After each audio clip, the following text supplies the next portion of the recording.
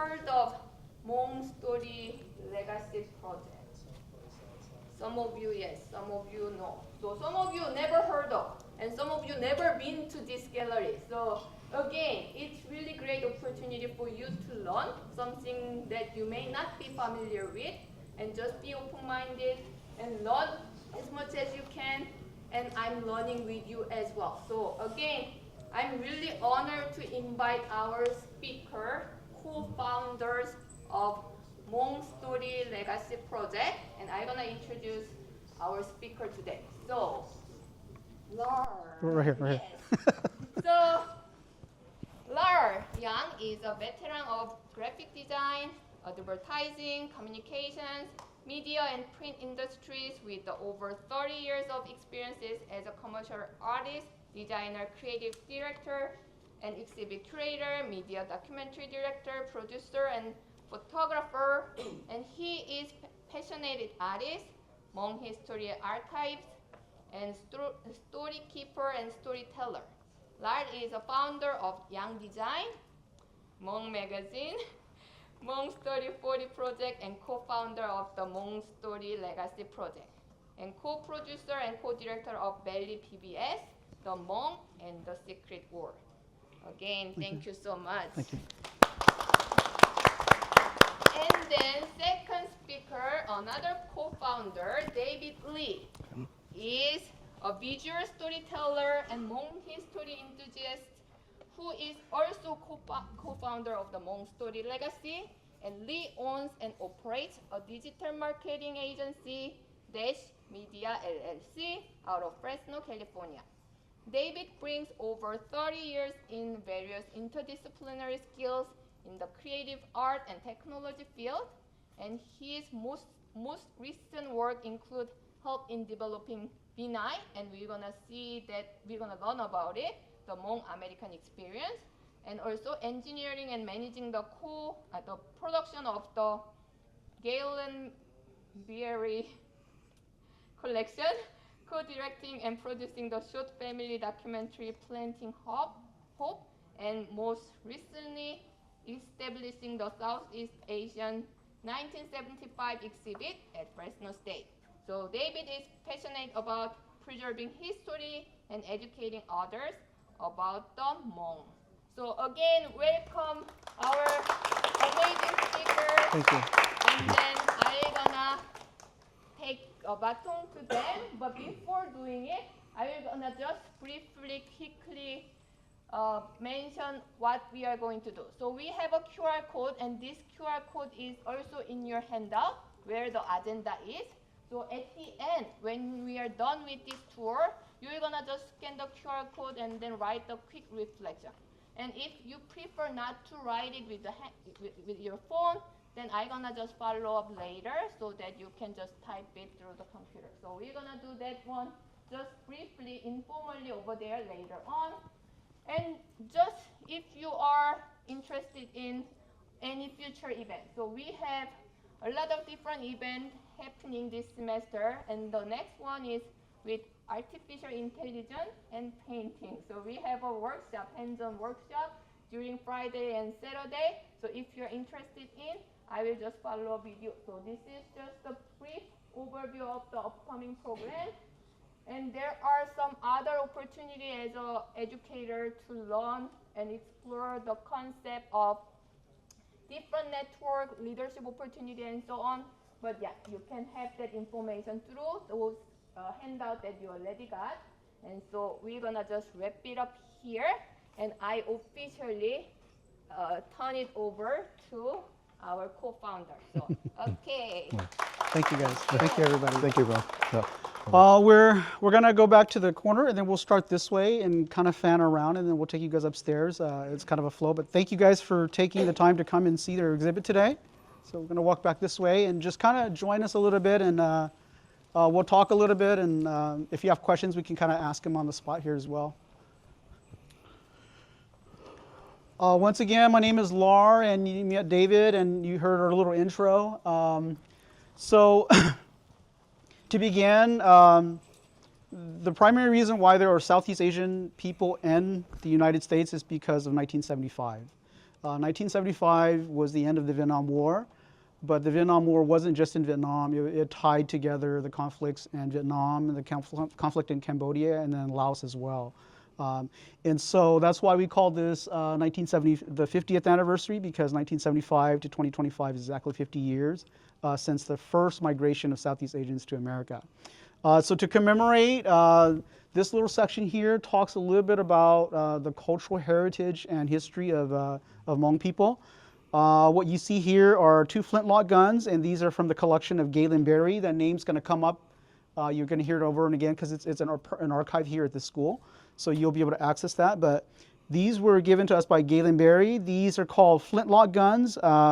If you remember the Patriot with Mel Gibson shooting the thing, it's the same kind of technology. So it's a flintlock gun.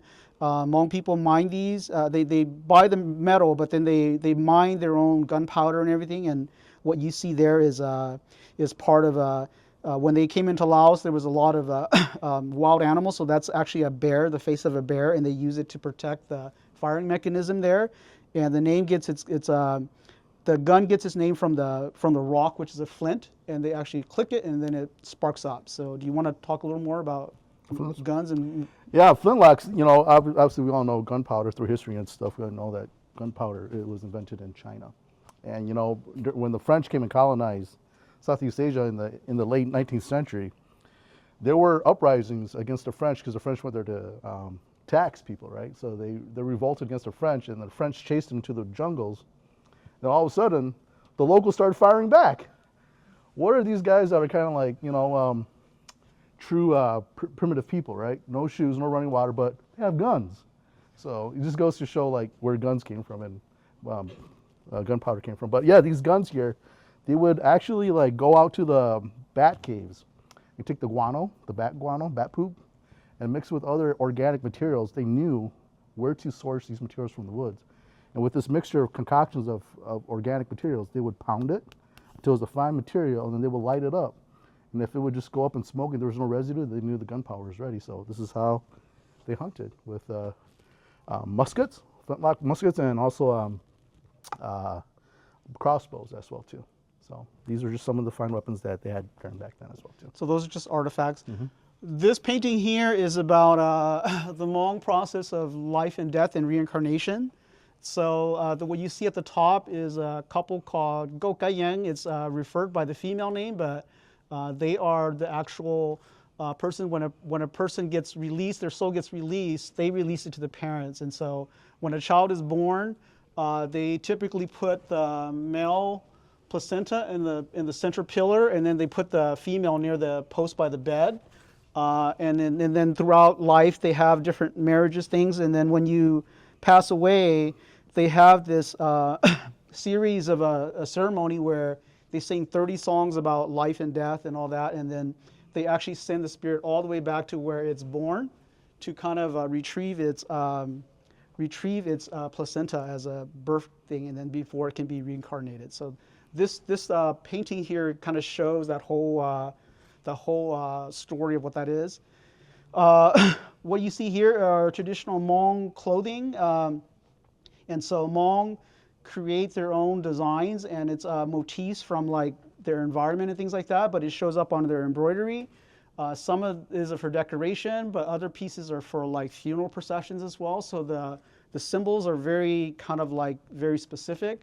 Another style here is petiking, which you'll see a tool over there, but they also what they'll do is they'll make stuff out of hemp. They'll weave the hemp together, become a fabric, and then they'll put wax on it, and then they'll put the pattern in wax, and then they'll dye it, and then whatever area has been covered by the wax becomes kind of the white colors, and then the rest of the material becomes black. Hmong people, they made their own. They grew hemp, and then they weaved all their clothes, you know, and they made it out like that. So, and that's another procession thing. When it comes to here, then this is the Hmong kang, and the kang is a traditional Hmong instrument. I heard a story once that from the Hmong tracing back to China, that one person traced it back about 600 years, and their language had changed so much, but when they spoke the Hmong, they didn't understand, but when they chua the kang, it was the same song. So it stretches back for a long, long time. And then this is traditional Hmong clothes. And so, David, you want to talk a little about the Laotian part? Yeah, so what we wanted to do here is be a little more inclusive of all the ethnic minorities here, but the two biggest Southeast Asian ethnicities here at Fresno State are obviously the Hmong and the Lao, Lao being the second biggest one, and we want to represent them as two. So we're working with some of the local library faculties here, like Butsaba and from the LECF organization with Li Sing and them, they were able to donate some of these from the local businesses here. They were able to donate these wonderful Lao garments here as well too. Very expensive, but very beautiful as well too.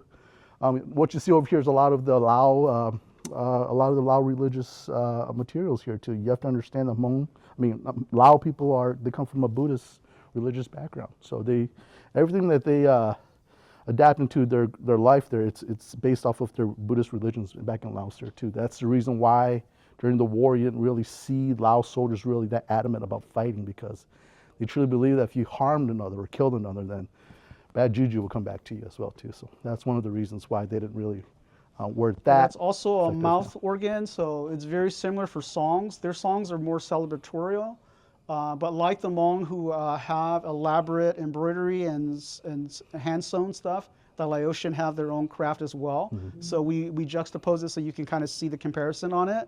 Lao people also put a lot of emphasis on jewelry and a lot of the clothes, but like David said, the majority of the difference is that Laotians lived in the same house and they flooded the fields and then they lived there for generations, and so their lives are tied into that, and they're very peaceful because they're Buddhists, and so it's against their religion to kill other living things because of karma. And so, but this section of it explains kind of the Lao heritage. When you come over to here, what you'll see is some really cool stuff. This is, come on in a little bit, guys.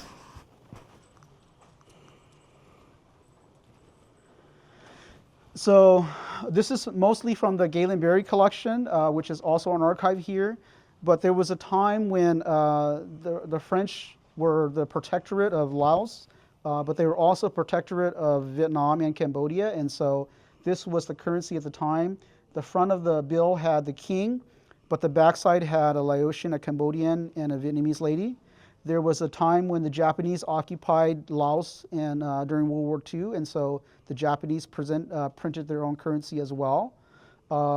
This is the patiking tools, and so these are the tools that they will apply wax according to the design. They would manually use that to shape the designs, put it on wax and dye it black, and it would create that, but that's what that is there. These are typical Hmong jewelry, and these are sao. And so the little one here, typically with Hmong people, they believe that when you're a child, you're born, that your spirit can actually detach from your body really easily, And so they give it to a child who's kind of sick, and if they become kind of a little more sick, then they make it more elaborate, And Hmong people have this tradition of you're not born with one name, you're born with a name, and then a lot of times people get sick, and then they keep constantly changing the name, to kind of get away from the evil spirits or whatever on it. So you'll hear a lot of people with a name like Nang, which is actually the shaman.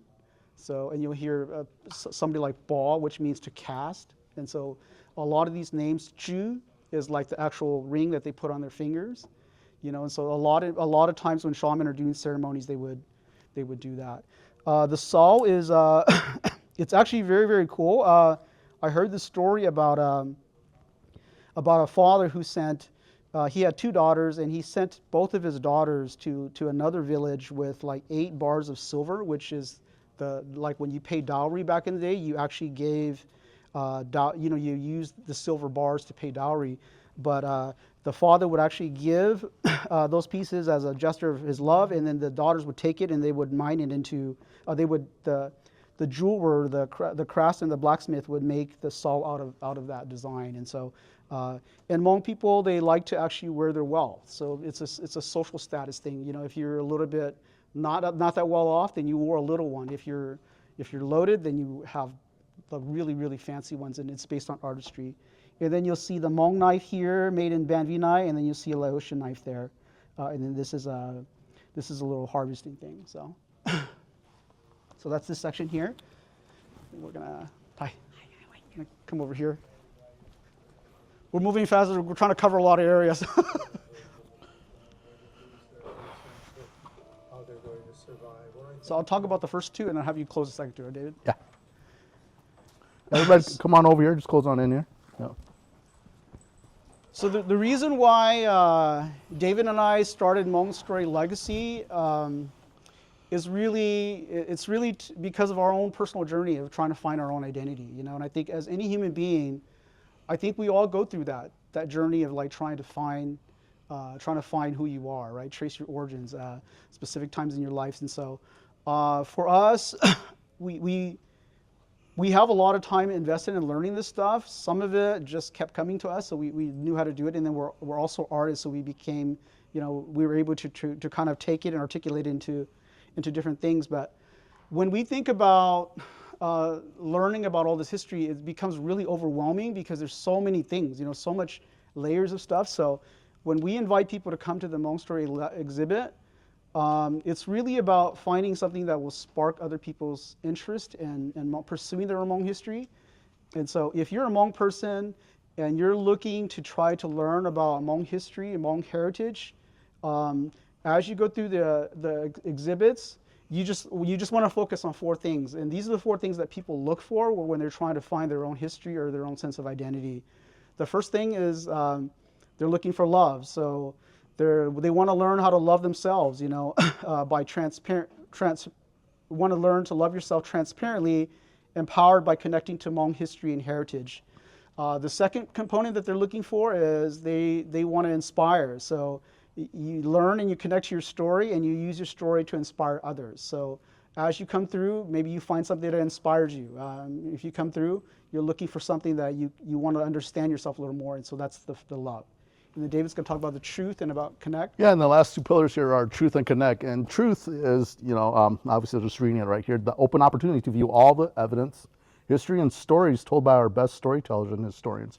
Why truth? You know, we run through a lot of stuff too, you know, sometimes through cognitive dissonance. You know, I've had experiences where, you know, I'm looking through history, I'm going through all these collections and stuff, and it challenges my knowledge of what I currently know. And sometimes the truth isn't all that great that you want to learn, but you have to face it, and it's a hard pill to swallow, you know. Sometimes when you see all this war and dying and stuff, and you go back and you see how your family went through all this trauma, and you're like, well, is there a silver lining somewhere? And sometimes there's not. That's just life, you know, kind of like Game of Thrones, you know, it's just not a good ending, right? And sometimes that happens, you know. So truth, and then connect, you know. Once you know all this, once you're inspired and you know how to love yourself or love others, and you know about the truth, then hopefully we want you to connect to others. Connect, network, teach each other, learn from each other, and go out there and inspire others as well too, and teach others as well. And then the other truth is, because the war was secret. I mean, I remember coming to this country in 1979, 1980, we arrived in San Diego, a port of a veteran city, with all this hate because they thought we were Vietnamese, and we're there with Vietnamese from the Vietnam War. And so there was a lot of hatred there. And then for me, I was trying to find out what the truth of it all is, and our history was like classified by the CIA for so many years. You know, so now I think it's just time that, hey, we're all grown-ups and we're all adults, and the people who are touched by this tragedy, most of them have already died. So here's our opportunity to really see it in the future and to be able to look at it. And there, just as much as there is a lot of good information, there's a lot of misinformation. So what we want to do is, through our efforts, that we want to build a backbone so that all the resources can kind of come together and be recognized as one source. So maybe you can talk about Galen Berry's collection? Yeah, so what we did with all the collections, all the pictures we have, a friend of ours by the name of Galen Berry, he passed away in 2018, and him and his wife, they passed away due to a driver that was under the influence and crashed into them and killed them. But Galen, he was an amazing person. He worked for, he grew up in Southern California, in Laverne, and he was the son of a minister. And after he was done with college, he wanted more for his life. So during this period in America, in the late 40s to the 1950s, you know, and there's the Reconstruction era of, you know, World War II was over, and they were reconstructing Europe and whatnot. And a lot of the youth in this country, you know, back then, the faith-based community was still very powerful, it still is now, but back then the youth, once they got out of college, you know, or out there, they wanted to go out there and make a life for themselves, make something for themselves. So a lot of them joined the Peace Corps. The Peace Corps wasn't around yet. So they had groups like International Voluntary Services, and these were peacenik groups that went out just like Peace Corps. These were the precursors to the Peace Corps. And he went to Laos. And he was there for 10 years. And through those 10 years, he spent 2 years working with the Hmong in northern Laos. And while he was there, he took pictures and whatnot. And when he came back, he gave pictures to LAR. And we really didn't know what to do with this stuff. So we finally came to a realization that we can't tell this or communicate this information fast enough. So why not just put it at a higher institution and make it openly public to the community, to the public, and let them dive into the information themselves. So what we did was a couple years ago, we worked with the special collections team here in the library here, and we've been able to upload and establish about 300, 400 pictures with context and a story and a digital exhibit to go with it too. So we have it all laid out here. Here are QR codes, and we've broken out the websites and we've broken it into categories. So we really challenge you guys to really utilize this important and very, very unique resource here, right here in Fresno State here. And you okay? can just search Galen Berry and Fresno State and it'll come right up. It's in the archives. We put it into the Omeka system so that other universities across the United States, if they're doing research papers, it's already in the system that they're currently familiar with and understand. What Galen did is he is like probably the most talented storyteller I've ever met. I mean, he talks to you like everybody's grandpa, and he tells like the story of the Secret War and what happened to the Hmong people in such a delicate and deep way that it's really, really powerful. So what we did is when you search and you scan that, you'll come in and you'll watch a 20-minute video about Galen. He'll talk about why he left America, what he did there, about the Hmong, and about the actual American experience, American immigrants experience. But how we curated his collection is you watch the video, you get a good sense of who he is, and he talks about all the places and events that are in the war. It gives you a good context, and then you can just go in under, like if you want to know about what life was like in a war, what it's like for displaced people, these are all the categories, and you just scan the QR code, it goes there. It tells you the context of each photo, almost 400 photos, and it puts it on the map of where things are. It's a really, really great tool. What's very unique about all this stuff is this is his life's work. I mean, this wasn't something that we downloaded off the internet. These were like negatives that we scanned for the first time, and then had him kind of validate all the stories and interview, and all the stuff that you see on display, that every time we mention Galen Berry is everything that he brought back in a big chest because he worked for the government, so he was able to bring all this stuff in. He was always thinking that what he was doing was he was preserving history for the future, and so he took it really seriously, and we were really lucky to find him. Dr. Westmeyer is also another wonderful person who spent a lot of time with the Hmong. But all these people here, they give you the perspective of what it's like to be a humanitarian worker, just kind of observing the displacement of refugees within Laos during the Civil and the Secret War. So. Well, people would leave wherever they were, wherever was dangerous, as a village, so to speak. So it was very organized. And the elders and the village chief, maybe even several villages, and the Taseng, who was the chief of that area, would be very organized in terms of how they would leave, when they would leave, and the order that they would take. Now, sometimes they left right now. There'd be an attack, a huge, heavy attack in the middle of the night, and the militia, they call them the Tahan Ban, the home soldiers, they would go to the defense of wherever the attack was coming. They had a plan laid out beforehand, and the old people, the children, the women would escape along certain routes that were well thought out and known, and so people would be leaving the village at the same time. So there were circumstances like that where people were fleeing while they were being mortared, shot at, and where there was imminent danger. Then they would collect at some place outside the village. The militia would follow them, kind of trying to keep from being followed. And usually the enemy wasn't trying to wipe them out, totally necessarily. In fact, they were probably trying to create more refugees so there'd be more burden on the Lao government. And so they just wanted to get them out of that area, get them out of that village. And so the survivors then would walk, oftentimes days, to get to a place that would be considered secure. The Hmong, if there was, and the other Lao Tung people too, if there was a group that was able to cope with this, it was them, because they had relocated many times in their lifetime. They knew what to bring, they knew what to bring first, and they knew those areas. At least some people would know how to get from one area to another, so they were coping. By the same token, I think the Lao had the hardest time because they had lived in settled villages for many generations.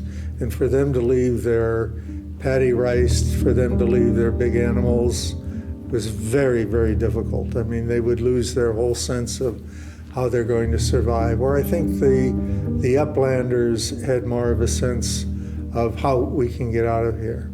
By the same token, as they were moving, they had people amongst them who were wounded. Sometimes they had to leave them by the side. They couldn't carry everybody and everything. Sometimes an old person would sit down and say, "I can't go anymore." And so the family would say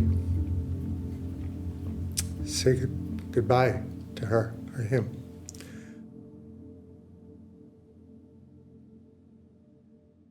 It's a great resource. Kind of go at your own ease. If you watch that video, you'll want to go and see all the different photos. So it's a great resource. Okay. And so how did we get here? The secret war here. Well, it's a secret. You know, in high school, we were taught about the Vietnam War. Did you guys learn anything about Laos or what was going on next door? Probably not. It was a secret. So a little backstory about who the Hmong were. Yeah, let's go over here to the map here so you guys can kind of see here. Yeah, geographically. So I can all right, so here's Laos. The white line right here. If you don't know where Laos is, Southeast Asia. You got Thailand, Cambodia to the south. You got South Vietnam, North Vietnam at the time. Obviously, it's just one Vietnam now. You got Burma, China, and then Thailand to the southwest. And then here you got the little country of Laos, landlocked country. There's no access anywhere. You can't even take the Mekong out to the delta because there's a waterfall there. So economically, you have really no way to transport your exports here. Laos, where did the Hmong people come from? How many of you here are Hmong? Can I see a raise of hands? Do you guys know where you're from? You should know. You're from China. Okay, you're from that part of the world, China. An important event, that really was the catalyst to drive the Hmong people out of China into Southeast Asia was the Taiping Rebellion of the mid-19th century, when the Taiping Army rebelled against the Qing dynasty in Beijing, and millions of people died, millions and millions. It was the bloodiest civil war in mankind history. A lot of people don't know that. Well, that's what drove the Hmong people into these areas and other ethnic minorities as well too. They first came here to northwest Vietnam here, into the northern parts of Laos, Burma, and Thailand as well too. So they stretched out everywhere here. Well, the majority of the Hmong people in America here, in the United States, are from Laos. And they were primarily from northern Laos here. There were really no Hmong people living south in the Panhandle. It was just like right up to here and all these areas right here. The secret war took place right here in northeastern Laos right here. When the Hmong came through in the 1800s there, this entire area was ravaged by expatriates or ex-soldiers of the Taiping Army here. They came in as bandits and they wiped out this entire part of the country. Now it's important to remember that Laos at the time, yeah, this is their country, right? And these markers here were drawn by, the French. And borders at the time, this is important to remember, borders and lines of delineations like this did not exist. It's a Western way of thinking. What the people here in this part of the world and other parts of the world, you had kingdoms, empires. And what they used was a sphere of influence to really regulate what parts of the country they controlled. And it was a system called the mandala system here. So say, for example, we got Fresno's one kingdom, right? And you got Merced as one kingdom, then Madeira is Laos. So Madeira is like, Merced is like Thailand, and then Fresno is like Vietnam, because these are the two most powerful empires at the time. Laos at the time was known as a vassal state. So meaning they paid tributaries or taxes to both kingdoms. And then there were no borders, because you could go to one village in Laos and they were loyal to the kingdom of Vietnam, and you could go to the next one and they were loyal to the kingdom of Thailand. So there really were no borders. It's like this mesh of villagers that would just pay tributes to different countries. Why is that important? When you listen to the arguments now about people fighting for country, for example, like Cambodia and Thailand fighting for that border war right here, for that over that area that's been in the news for a couple of weeks now, they argue from the point like, well, we used to own that country. Well, did you really? There were no borders until the French came in, the colonizers came in and started drawing the lands. And when the cartographers even went out to these points of the country, they would ask the locals, where's the border? Everybody's like, what are you talking about? And they would just point somewhere to the mountains, and the cartographer was just like, okay, here's the border. So this is how these borders were drawn up. But what I really want you to do is to look at it without no borders and just see like a mesh of cities with a sphere of influence from these two major players here. And what happened was when the French came in, they started taxing everybody, because if you want us to be your protectorate, then you got to pay us. So the French came in, they already colonized Vietnam here, but they wanted Laos because they wanted a buffer from other colonial countries like Thailand and Burma, which were colonized by the British at the time. Fast forward, towards the end of the 19th century, the French came in as a protectorate for the Laos because of all these bandits. The Lao kingdom could not fight off these bandits that were coming in from China, so the French came in as protectors, and they pushed them all out and set up a new system of governance. And this is where the Hmong really came to rise in power and became more affluent, especially in this part of the Laos right here called Nong Het here. And this is where you first saw the first Hmong people that came to power locally and given titles by the French. And this was in the late 1800s. Fast forward, you have World War II breaks out. Japanese invades Southeast Asia. The Japanese come through Thailand and they invade Laos here in the mid-40s here, but they were in Laos for a short period in mid-1945. They got pushed out, and then this power vacuum happened. And everybody's fighting for this. Remember, the governance here, yeah, this is their country, but the kingdom, the governance of Laos can't control these regions because they're all mountainous regions. They just don't have the resources to govern all of this. So in truth, you had all these ethnic minorities that were kind of loyal and not loyal, so you didn't really have a governance of a country because it was really new. But then the leaders of this world came and said, oh, well, Laos is going to be independent now after 1954 when the Vietnam overthrew the French and Dien Bien Phu and pushed the colonialists back out. And then World War II came in. But after World War II, the French wanted to come back and colonize Southeast Asia. But then you had all these communist parties started coming to power saying, no, we don't want the white man here. We don't want colonialists here. Get out. We'll rule our own country. But then you already had an established government here like, no, we want to be in power. So then the communists came to power, and what happened was there was a gentleman by the name of Ho Chi Minh. He came back from his studies. He came back to Vietnam. And when he came back, he declared North Vietnam, or Vietnam as an independent country from the French. And guess who was helping him? The United States. When he gave his Declaration of Independence of Northern Vietnam, he stood there in the square in Northern Vietnam, and I was standing next to him was U.S. General Gallagher and a CIA operative to his left. They're the ones training the Viet Minh how to fight the French. They were arming them. But what happened was FDR died. And FDR said to the French, like, if you're going to keep your colonies, then you can't be a part of the new world that we've created after World War II. So the French said, forget that. We need our colonies so that we can get resources to go back and rebuild Europe after World War II. But then FDR dies and Truman comes in. And Truman's like, forget Ho Chi Minh. We'd rather side with the French, let the French go back and colonize Southeast Asia so that they can rebuild the world, their country. French is a stronger ally. So what did they do? They betrayed Ho Chi Minh. And the Ho Chi Minh turned to the Chinese communists. That's what happened. They don't want to talk about this though, but that's what happened.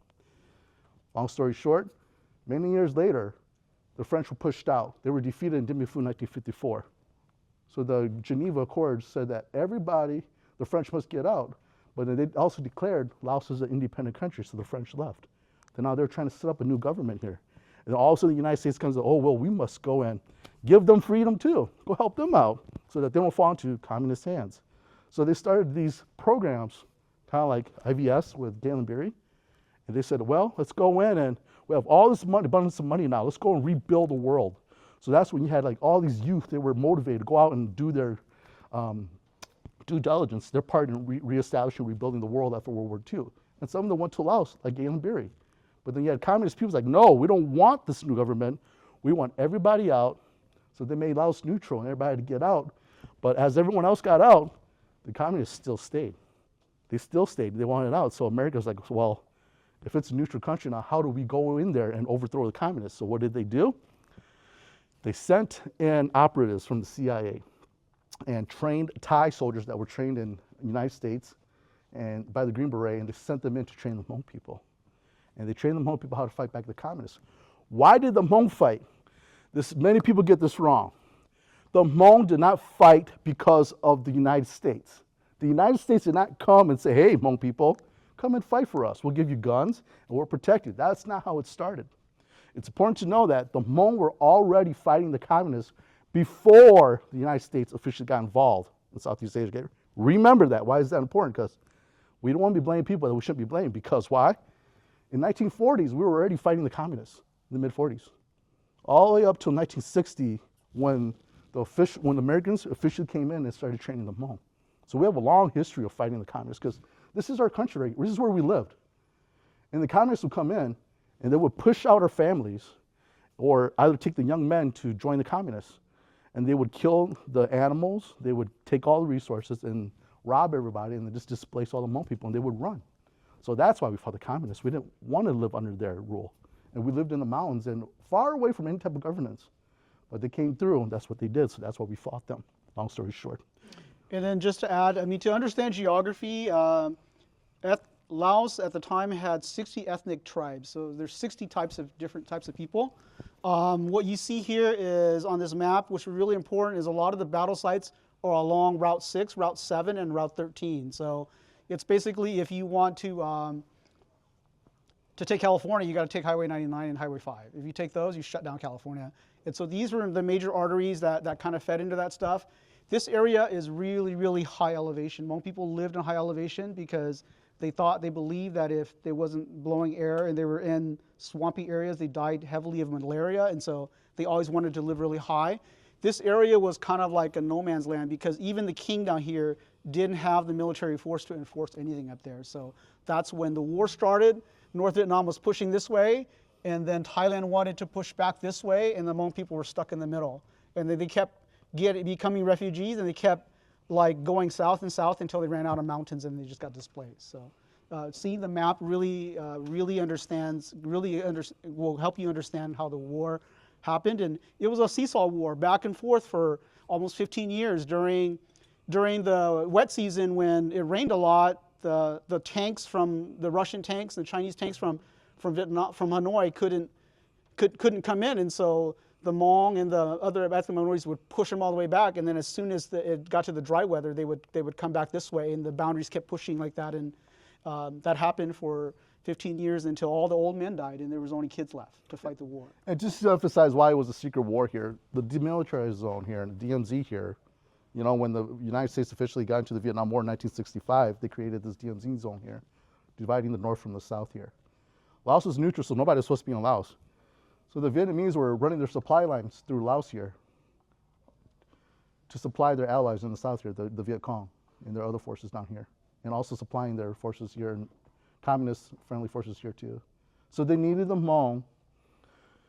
The main orders from the United States to the Hmong were they were to protect, stop the flow of the Vietnamese supply lines, and also to rescue down U.S. pilots. So U.S. military bases in Thailand, there were actually more U.S. personnel in Thailand than in South Vietnam during the Vietnam War. And out of the bases here, they would fly their jets out to attack targets in North Vietnam here and along the trails here. And they were ordered, if they were to attack and they got shot or they got hit, they were ordered to fly into Laos and eject and parachute into this area here. And the friendlies, the Hmong people, would go and save them. For every U.S. pilot that was saved, 10 Hmong soldiers died. Okay? So this is it. It was all secret here because it was a neutral country. You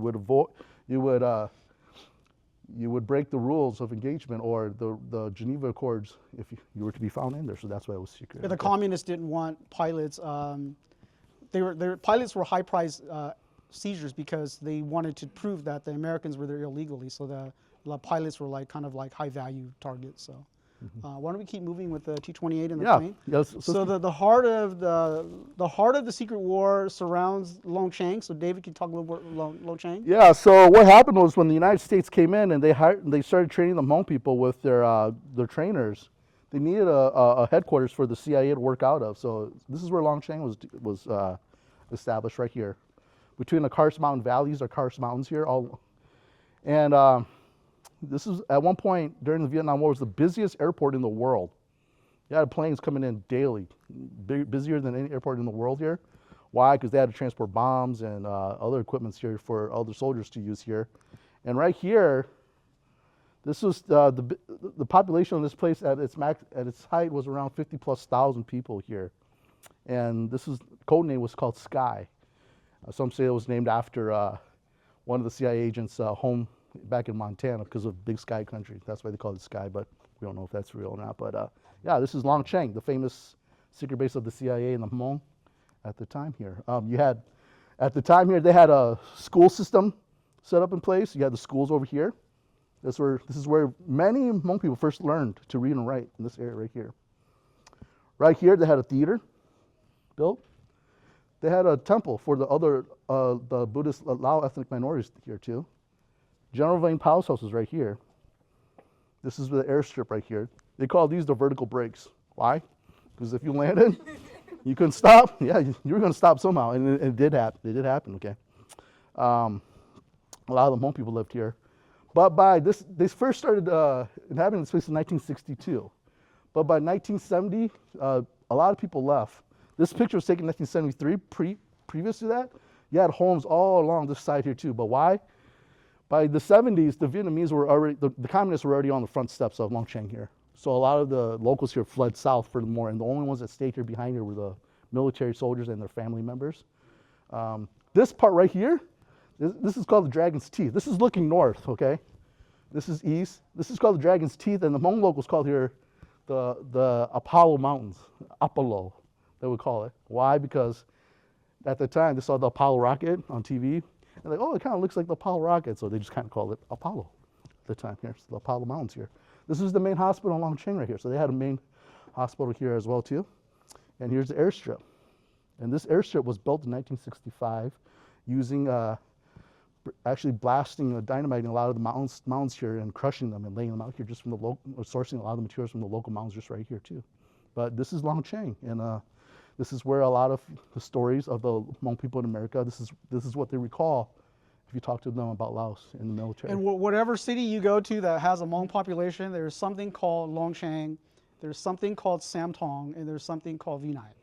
And so Longchang is legendary because it's the first time that Hmong people who were just peasant farmers, all of a sudden they had access to all this military might, all this money, and with Vang Pao and with this big operation, 300 flights a day, wherever those planes going, they were on contract with Continental Air and what's the other plane? Oh, Kazi?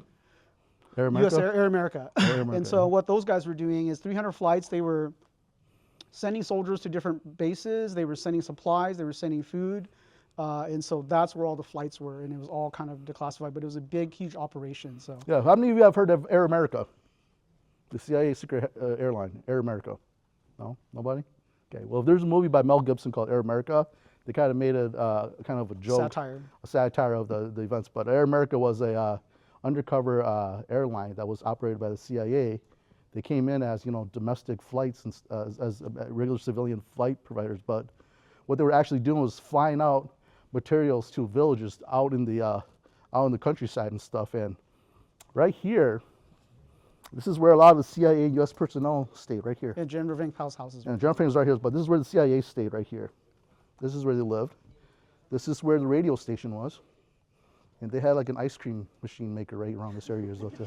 Priority. Yeah, priorities. But let's back up. We're going to move on time. So Yeah. what you see back here is this is one of our tributes to the T-28 pilots. One of the extraordinary heroes is the T-28s. David, can you talk a little bit about how Project Water Pump started? Yeah, so what happened was Vang Pao had a dream of having Hmong soldiers, his own pilots as well too at one point. So in 1964, the main CIA guy that's overseeing the operations in Laos, his name was Bill Lair. And he, along with Vang Pao, they secretly created a program and established a program to train Hmong pilots. In 1964, they flew out these guys out to Thailand for basic training and stuff in 1964. And it's important to understand, a lot of these they were literate, but some of these have never even driven a car before.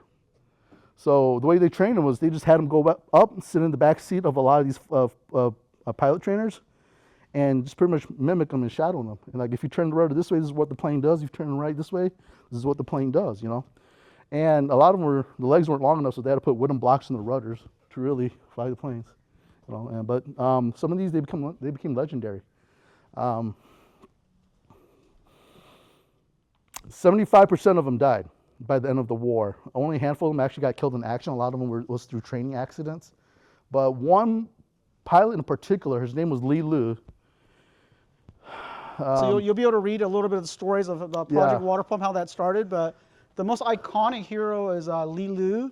He became a pilot when he was almost 40 years old. So he had been a soldier on the ground for a pretty long time, to live that long. And then when he became a pilot, he was so exceptional because he knew the terrain. So it's like he grew up in the area, and he knew where all the canyons were, where the mountains were.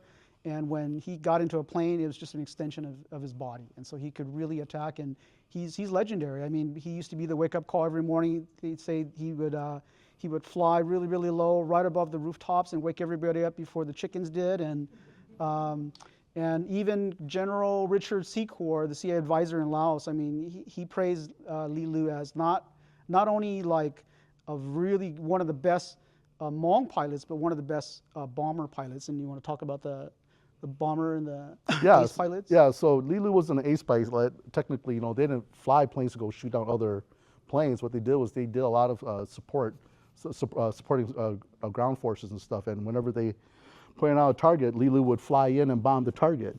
And the way he flew was he would fly so low that when he dropped his bombs, shrapnel from the bombs would actually hit the tail of his plane. That's how low he flew, just treetop level. And that's how fast he flew in. Some sources say he flew over 5,000 missions within 3 years. Just think about that. So he had to fly about 14, 15 missions a day. And their motto was fly till you die. And he flew till he died, and he was shot down in 1969 in July. And so they're one of the most celebrated ones. I mean, I hear guys talking about like all the chicks wanted the Hmong pilots, you know, but they died really fast. So, and a way to honor them, we thought it would be a great thing to build a replica of it, and we actually got the Air Force code for the matte gray color of the plane, and that number there, the 0-91627, that's Li Lu's plane. So this is a way to kind of like celebrate that story. That, you know, I think even kids, I remember seeing so many pictures of kids from Laos who were just making like planes out of bamboo because they're so inspired by the story. You know? Okay, so let's move back here to the Secret War panel over here. We'll wrap up here. We'll take a little break, and we'll go upstairs and start to reset again. So this is our Secret War session. What you see here is from the collection of Galen Berry, and so these were also some of the stuff that he left for us. That is a Laotian Royal Beret, medical field kit, a flashlight from the time, the Laotian flag. I think these are bullets that they fired from the T-28 planes. That's a communist cap, a communist belt, and then these were from tanks. Yeah, tanks and artillery weapons. Yeah. And so a lot of this stuff was littered all across the plane of jars, and Galen Berry picked up a couple of it and he put it in there, and then he was able to showcase it with us here. What we wanted to do during Hmong Story 40 and even for other things is we wanted to create environments that were immersive. So not just something that you come and you read, but you have to interact with. And so what you see here are we call it our touch station. So like that is the actual Geneva Accord that you can actually read to understand. They needed to establish that so that they could fight the domino theory that the United States had of communism spreading throughout, and that Laos was really strategic. And then there's all kinds of other letters back and forth to the White House, disclosures by CIA that have been disclassified, and you can really touch it. I think seeing something digital on a computer monitor and then touching real documents like this, it gives you a different level of experience, you know. And then I think what is the Hmong legacy, veterans' legacy? It is the sacrifice of war. You know, I think almost every Hmong family you will run into has somebody who was in the war. And so for myself, my dad's older brother, my dad and his brother were orphans. And so when he was 11, he got tired of being a orphan, so they called a mandatory draft where every family had to send a son. And so there was a neighbor, a village person who loved their son, and so they paid, you know, they hired him to take their son's place. So that's how he joined the secret army, and then he was with Vang Pao.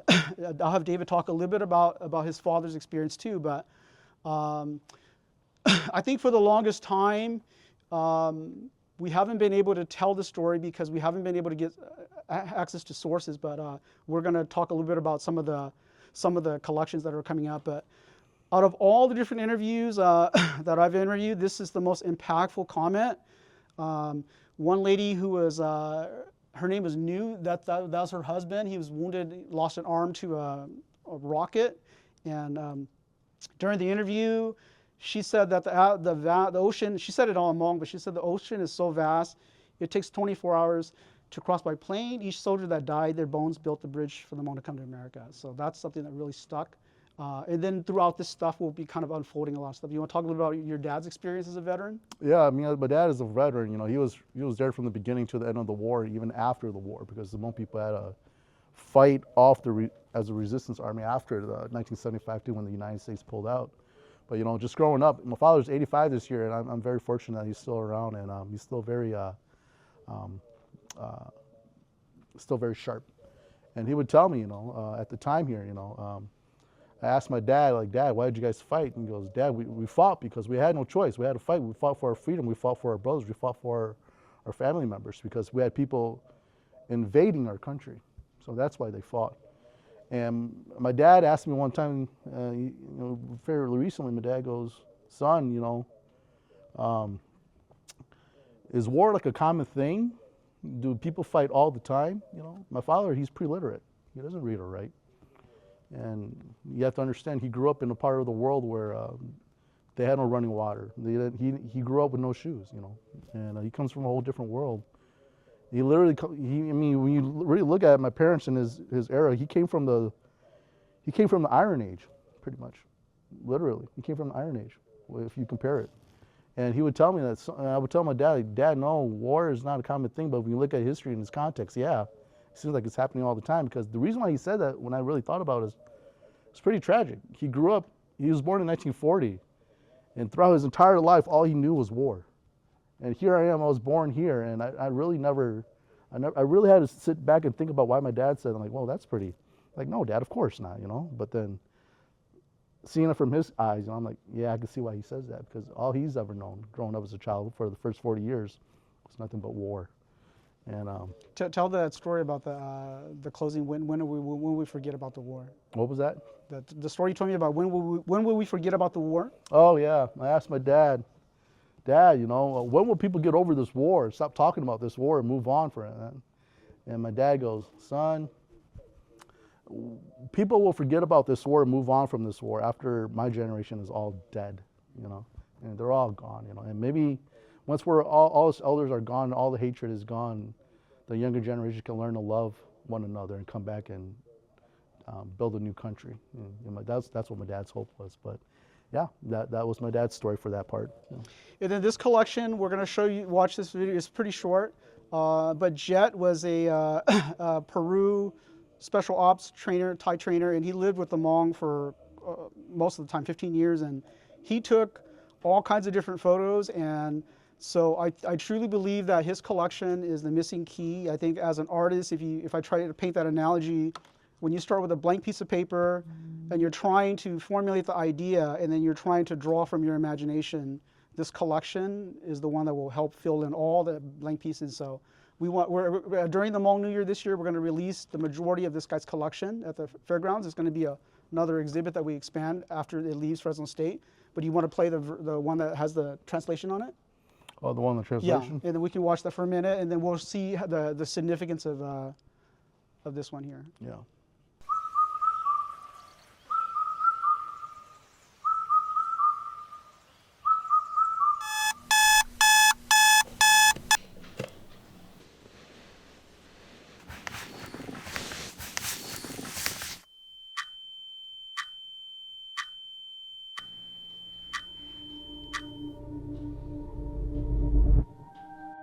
Thầu thế cho bọn cho dầu ý đỡ mua America tua recruit bây giờ lo vào bỏ rồi giờ bọn giờ nó vang phao một số tí Thái tụi dân vua rồi giờ no Vietnamese communist vì ở đây lỡ tôi chẳng bây giờ đây giờ bây vào bây giờ cho nên giờ có bây ngô hu có bây tổng mong sẽ đợi số tí Thái tụi nhá là lia còn nếu phun vào bỏ ba bộ tàu giờ nếu phun vào bỏ thì để ba bộ tàu nếu phun vàoต้องการนั่นจีgiờ nếu phun vào bỏจุดเดียนี่เท่าจะพอตัวสินะจะกูมันเชื่อกูแน่งนะแล้วจะเท่าอีเสียจะปวดจอยอยู่อีนะจีไม่กล้าที่ลีเท่าจะพอตัวในphun vào bỏในphun vào bỏที่จ่อไปจะม้งลำมูนี่นะตัวจีปูจะยาลามัวกับเตาลุกได้เฉียงบลอว่าคอมมิวนิสต์ The biggest thing the Hmong gave during the war was their life. They died in order to try to preserve their way of life, to save people they did not know, people they have never seen in their lives before, and to rescue and to help down pilots and to gather information to give to people from a country they have never met. And for us, our people to say, sure, we'll do it. That's amazing. That's something that cannot be overlooked. They were not paid so they can go fight in a war. They fought to protect their home. They fought to protect their families. They fought to protect their loved ones. It just so happened that they were fighting for democracy and for freedom in the essence of the founding fathers of this country. There is not one aspect of the secret war that has not affected our Hmong people. For our Hmong people to sacrifice what they did for the secret war so that it can blaze a trail for us to get here in this country. But it was at the expense of so many lives. And so I know fully as a Hmong American that I stand on the shoulders of so many people who gave up their last breath so that I can have this. And I don't for 1 minute take that for granted. I owe our veterans so much. We owe our veterans so much. We absolutely need to honor them because, they are the catalyst for us to make that trek to the United States. Hmong veterans sacrificed their life. That's why we are here. We need to remember the Hmong veteran. We need to appreciate each of them and appreciate they sacrifice their life. Cú tôi mua tàu mong yêu lỗi tôi nành mong thế, tôi mua cổ bê xong thế, cú là bự sa rồi rong xe, cú bộ á chỉ tàu rồi cho mong ngày cả mong đi mong tới gì nào nè, giờ con đó nữa, có cú mua xe tiền gì đó, mua cho xe đó mong tiền nè. The Hmong Americans need to see themselves as embodying leadership, embodying knowledge, embodying the future of this valley. There is a woven tapestry that we are seeing right now being woven before our eyes. And people need to understand, the Hmong need to understand more than anything, that they are a crucial element to the success of this valley now and in the future as well.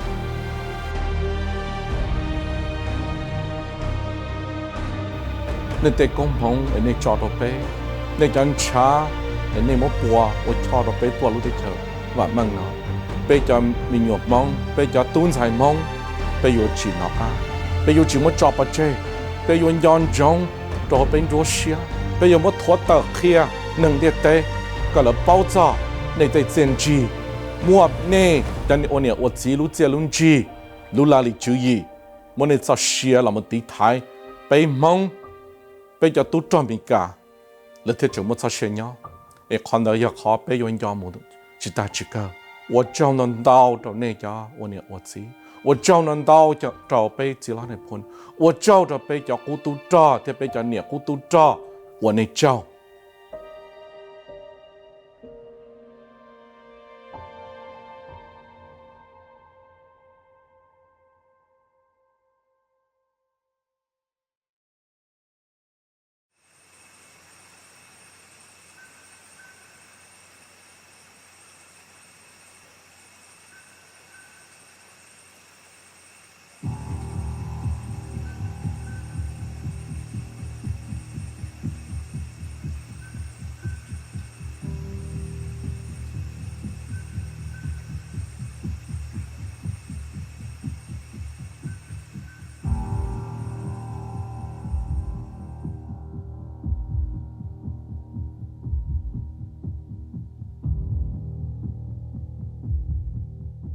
hai đứa trồng mong ra đời vừa mong tiền là cũng như lú ra đời tu ra đời lúc mình được phát xuất cho nhé rồi luôn để chúng nó năm giờ là cái thời đời đó nên là bỏ nó hậu cái tôi sợ thích cho nó biết chỗ sử dụng đây là những con nó chỉ bao nhiêu chỉ chế những cái trong mong muốn này rong là để ít thành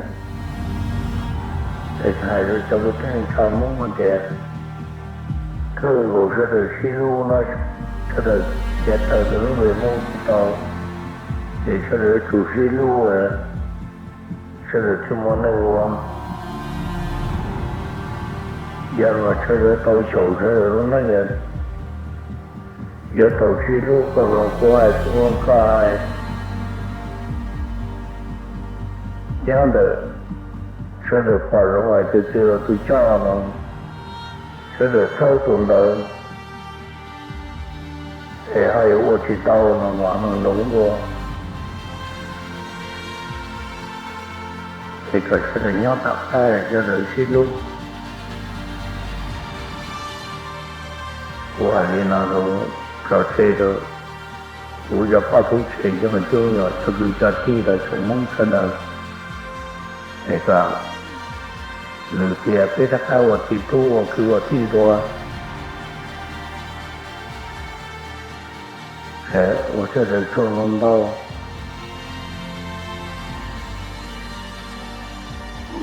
cái là lập ra chỉ phải dùng yên chỉ mới cho nằm mới chỉ lúc trong mong để cho trong mong cũng cho các cái sự kiện thì kêu mình 우주자 네 너도 보는 동지 가능한 내가 생겨주기 몽롱의 진짜 공부 비교 마음랑 그 인연대 때문에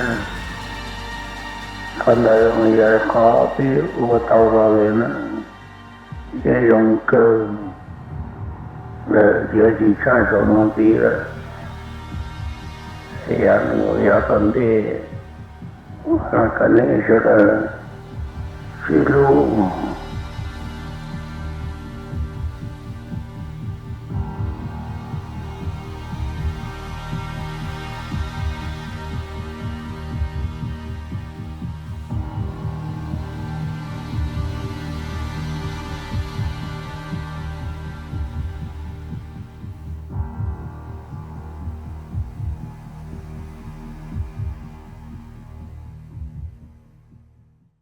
One of our primary tools is this, this story cloth mural. And so why the story cloth and what is the story cloth? In the beginning, you heard the thing about the Hmong embroidery and the hand stitching.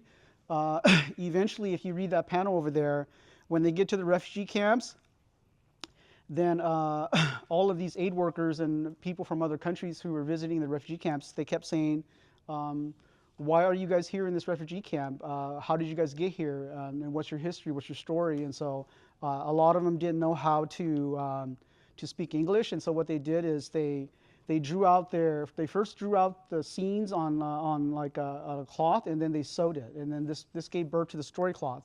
So the story cloth that you see, this modern version. Hey, Lar. Yeah. Yeah. Before we go any further, can you just briefly summarize what happened after the war? Why they went to Thailand? Yeah. And so after the war, 1973, there's supposed to be a ceasefire, and both sides were to come together to form a coalition government. And then by 75, everybody knew that the communists had just violated that, and they took over, and so they overthrew the country. And in 1975, because the Hmong were the closest ally to the Americans, then they were sought out for extermination, you know, and they came in, they went to with the highest ranking officers and sent them off to re-education camps, trying to basically push back against the war, but also kind of mentally clean the population. So that was the whole thing. And a lot of people, at first they went down one of the Route 13s, and then to Hen Hip, there was a big shooting there. And then after that shooting, they never take the roads again, and they go through the mountains. And so they have to go through the mountains, and then they end up at the edge of the Mekong, and then they cross over the Mekong into Thailand. And so we'll give a little bit more information about that. But that's what you see depicted in the story cloths. It's basically a big story that starts from migration in China into all this other stuff. And so that is such a international, recognized international story, like international way of craft, I guess. And so we decided to do the murals that talk about the Hmong and Laotian experience through the story cloth. So what we did is we drew figures that look like that have the texture of it, but it's all just digital. And so what you see on the front, on the top here is, this is a traditional Hmong village from the burning and slashing, and then they routed water from the mountains coming into the village. This is Hmong New Year, when they erect this big tower, and they hold a chicken and people walk through it. It symbolizes the passing of the old year into the new year. And then you see them grinding corn for their livestock. They're practicing their crafts and their instruments. And then Hmong New Year is usually at the end of the harvest, and then hunters and stuff like that. So that depicts the Hmong lifestyle, where the lowland Lao, they lived, and when you farm this way, you get one shot at it. You burn the fields, that becomes the fertilizer, and then you have to time it with the rains, and you get one harvest. And so if you miss one part of it, you don't have a crop that year. The Laotian live on the lower land, and they flooded fields, and they lived in their houses for generations, and so their culture is completely different. They have their cloths, like what you saw down there, and they're very, very attached to Buddhism. And so that surrounds all of their life. I mean, like Hmong people, they have the clan system to keep them together, but Laotians, they have the temple. That's where they had the puppet shows. That's where, before Americans were in Laos, the only way you could get an education is you had to go to the temple and spend time there as a monk to learn. And the middle mural here is, if you want to know about the war, you just have to know about these bases. So there's a couple bases here. When you see this, Padong is significant because it's the first time their weapons were given to the Hmong by the U.S. And then Pupati is the highest point in northern Laos. They say on a clear day you can see Hanoi, and so when the Air Force put in this radar here, it was such a big threat that the North Vietnamese sent an army, and they overtook and killed all the Air Force people there, and Pati fell. And so Pati was a big tide in the war. That was really, really important. Long Chang is the central operation, the offices for Sky and the CIA, and which was like their most expensive and their most elaborate project at the time. So it was kind of really, really famous at the time. Li Lu's here. Prisoners, the evacuation. Samtong, you hear Samtong, and Samtong is where the majority of soldiers who were wounded throughout the war, they were sent there to be kind of like hospitalized and recovery. And so Pop Buell is equivalent to Jerry Daniels. Jerry Daniels is the last case officer for the Hmong. Edgar Pop Buell, he ran the humanitarian effort that they built schools, they built bridges, they built all the humanitarian causes. He gave rise to the Hmong nurse program. And so this is the hospital at Samtong. Naka, remember that says any pilot who crashed their plane, like fly towards Laos, and the Hmong will save you. That operation was run out of Naka. And so when Naka is really significant for that. Bunlong is the base that never fell, and so it was heavily, heavily fortified, all kinds of crazy things, but It never fell during the war, very, very important. And then you hear yellow rain, and yellow rain is something that happens at the very end of the war, where for a certain amount of time when the Vietnamese in the north, Pathet Lao, they were retaliating, then they used chemical warfare on the Hmong, and you hear stories about that stuff. And then this is coming into a refugee camp, so after they crossed over into the Mekong River, they would be found, picked up on a bus, and brought into the camps. Some people get arrested, they get processed, and then life in a camp. The major struggle was getting water. Then they would get education for a third world country, just making pandao because there was really nothing to do. So this became kind of an economy as it bridged over into America too. They were sending crafts back and forth. A lot of people got sick, were hospitalized. A lot of people died. They had funerals there. One of my friends I went to college with, he said he remembers so many funerals there that the only way he could escape his ghost was he had to become a Mormon when he came to America. He had changed faiths, you know. And then you see immigration here. So when they take your picture, that means you've been approved, and then they ask you to raise your hand. And when you raise your hand to come to America, they actually make you take a pledge that if America goes to war, you will stand up and defend her, you know. And so it's like a pledge to become American. And then departures, and then that's the buses leaving. So those are really iconic scenes. I think for people who live through this, it's very sensitive and it's very emotional for people, but I think telling it in this way, in a art form that is already kind of attached to it, very familiar, I think people will connect to it a lot easier, and it talks about something really deep and heavy, but in a very not so serious way, you know. So David, you want to talk about those paintings over there? Yeah, so prior to fleeing Laos and coming and crossing the river into Thailand, not everybody fled over the river, so, you know, because the river runs right into Laos, and some people lived on the western side of the river, so they never really had to cross the river. But one really tragic thing that happened when all the Hmong people were fleeing the country, some of them had babies with them. And I guess the best way to tell this story is my personal story, my family story. When my parents fled into Thailand, it was 1978. The country had fell in 75 already, but what did my parents do for those 3 years afterwards, post-war?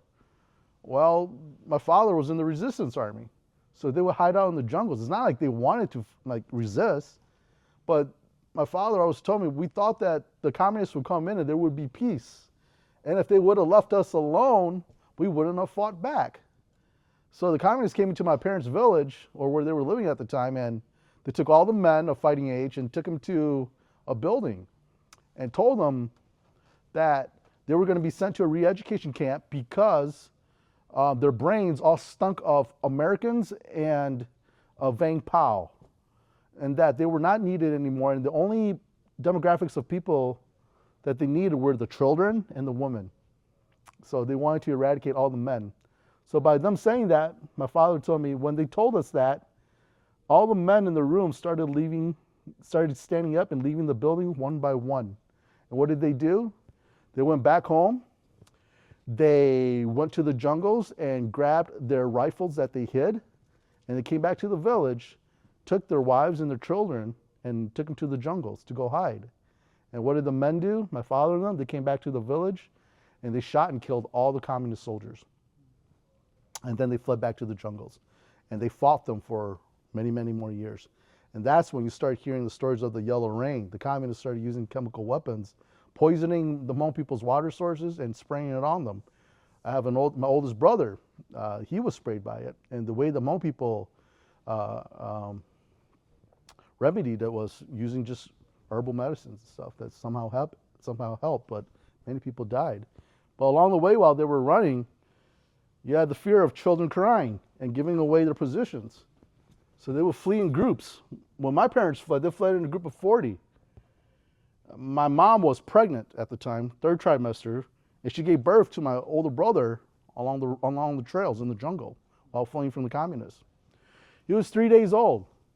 My mom was famished, didn't have any food, so she couldn't produce any breast milk for my brother. So my brother was crying, couldn't feed my brother. So what did the Hmong people do at the time? They would use opium.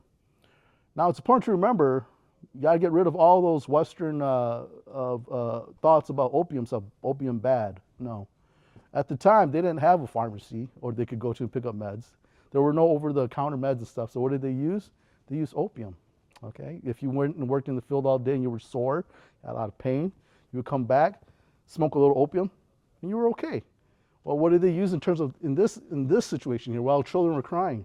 They would dilute a little opium and dab it on the child's lip, and the baby would, in hopes of sedating the baby. Well, they did that to my older brother, and he fell asleep, and then he woke back up, and he cried again. And then other people's in the groups, they were like, shut your child up, he's crying too much, or else we're gonna come over and stomp your child to death so that he'll stop crying. Well, people were fearing death. So people were on edge. So what did my parents do? They gave him a little more opium so that they wouldn't get shot and killed or kicked out of the group. And long before you knew that, long before they knew it, my older brother, his lips started turning blue, and he started turning pale white, and he died. So my father wrapped my brother up in a blanket. He was 3 days old, and they set him by the base of a tree in the jungle, and then they had to flee. They didn't have time to mourn. They had to go. Mourning was for a different time. But what I saw from that was the trauma that built up through the years through my mom. You know, you grow up here, you don't understand why. Like my mom used to work second shift at a manufacturing plant. She would come home around 10 or 11 at night, and my father had to go out and always walk her from the car to the house. And it was only like 10 yards, right? But she would always wait for my dad to go out and get her at night. Why? She was afraid of the dark from the war. You know, and she had all this trauma, and growing up, I didn't understand why my parent was this way, why she was always had so much anxiety, was always so like protective and stuff about me. I couldn't even go to the theaters with my friends because she thought that I might get in trouble or something might happen to me, I get into a car accident, and I didn't understand until I grew up and I started hearing all these stories. I'm like, wow, now I understand why. Because as Hmong people, we don't have vocabulary for mental health. And even to this day, even in this country, as modern as we are, mental health is still a stigma. So people like my parents, they didn't really have a chance. They came to this country, there were no resources to help them mentally. So they lived with all these mental illnesses all these years. And I understand how all this mental illness and all these things that was happening to them, how it's transgenerational. It gets passed on if you're not careful. And I see it, how it gets passed on to me. Like I get all this anxiety about certain things that you shouldn't be anxious about. You see where it rubs off from. And then in the process of that, I wrote a little poem about my brother and my mom and them. And it's called The Hush Before the Dawn. So if you get a chance to read The Hush Before the Dawn. That's about my older brother. And then moving on, when they got to the camps, the story cloth. Most people never made story cloth back in Laos, although there were a few things. But the reason why they made those is because they couldn't read or write, but they wanted a way to really document their story. And on top of that, most importantly, they wanted to make money. You had people that came through the camps and they would buy the textiles and the artwork and stuff as craft. And that's how most people got money throughout those times. My mom, when she was in the camps, they were so poor, she had to sneak out of the camp and go pick up some edible weeds along the sidewalks, along the roads, just to make it by. That's how bad it was. And then when they finally came, you know, my parents came in 1979, and they landed in Memphis, Tennessee. Why Memphis, Tennessee? Because that's where the Bible Belt was. Why the Bible Belt? Because when they had this refugee crisis around the world, the United States didn't have any system up to really handle the impact of all these refugees. So what did they do? They gave it to the resources that did have systems kind of in place to help with situations like that. And that was the church systems and the religious systems, like the Mennonites, the Mormons, the Lutherans, and they handed it over to them and gave them the funding. So that's why a lot of the sponsors that sponsored my parents to come here, they were from the Bible Belt area, from the church area. So my parents landed in Memphis, Tennessee, and that's where I was born, in Memphis, Tennessee. But here I am now in Fresno. But yeah, that's the story of how a lot of refugees landed here. Art as well. This is the story of the story cloth. This is her story here, talking about how they actually made it. Men, women, children, and men all did pandao. There was just nothing to do there. There were 9 centers at Vinay, and every center had a market, and every market had a pandao. So it's very, very prominent there. It comes here to Erica Hagen's collection. So Erica Hagen is an amazing, phenomenal person, one of the most beautiful people, actress. She could have done anything with herself, and she chose to dedicate her life to refugees, helping refugees. So what we did is similar to Erica Hagen. We also did to Galen Berry. We also did the Erica Hagen collection here. It's almost done. When you come in you type Fresno State, Erica Hagen, and you'll be able to listen to her story about how she got involved. And then how we curated her story is there's about 300 to 400 photos. And if you think about Hmong and the conversation around refugee camps, what do you think about the major subject headers? And so what we did is we curated it for you because these are the most common themes.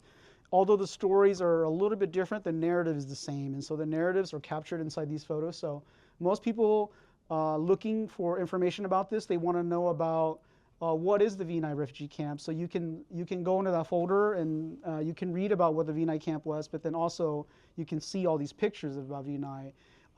Second, you can go and see a collection and it just shows the inside of people's homes. So how did they live in the different facilities, which were made, which were the ones that are built by, like UNHRC, the daily life struggles. If you want to know what a childhood in a camp is, there's a whole folder just about children and growing up in a camp. There's a whole folder just connected with story cloths being made, a folder with just buses departing, so people saying their goodbyes. When people left, I mean, they were from a third world country, uneducated, so they thought that they didn't know where they were going to go, and so they treated the departure like a funeral, and so you would hear a lot of emotions. But you see the departing buses, you see what it's like to be in school in a camp, the refugee resettlement program for the United States. There's even folders of American sponsors interacting with their people they sponsored. There's a folder on first generation experience, story cloths in America, and Hmong New Year's in America. And so, yeah, once you go inside this thing, it's also inside the Omeka system, and you will be able to kind of like read all the different captions and have a better understanding and get really good perspective and insight on the refugee experience. This is usually showing Erica's thing. The little port in the back burned out, so we don't have that playing. But this is something that usually happens really early when the Hmong settled in America. They would get together and play a stereo and play the audio cassettes from Thailand. And a lot of times daughters and mothers and grandmothers, they would all sit together and do bandao. And so this is kind of like our little tribute to that. And people are kind of encouraged to sit down and participate because it's something now that doesn't really happen too much. When you come to this station here, so these are our artifacts about the journey to America. If you start on this side, you'll actually get the plane tickets that people took to come to America. This is one of the professors here that teaches here, Sang Vang's family. Gives you a map of the United States, your promissory note that after 12 months of arriving in America, you're going to pay back $637 under this thing. Primary communications were letters, but then also cassettes. And what families would do is they would record them back and forth because telephone calls are so expensive. And that's Erica Hagen, some papers that were published about her, and then remarkably a little thing she collected from 1982 about all these kids who were here in America, and they're talking about their camp experiences. What you see here are the x-rays, all of the paper processing things. And so because Hmong people were from the jungles and they didn't have any documentation when they went through immigration, and they had a screening program that builds kinship and builds all this stuff in occupation, and then they're able to fabricate a history that they can take them to America. So they screened for tuberculosis with x-rays. The same process that they were doing in Thailand was the same they were doing in Ellis Island in New York. So this case right here talks about just the artifacts of migration. Every family that came through to America from Thailand went through the same process.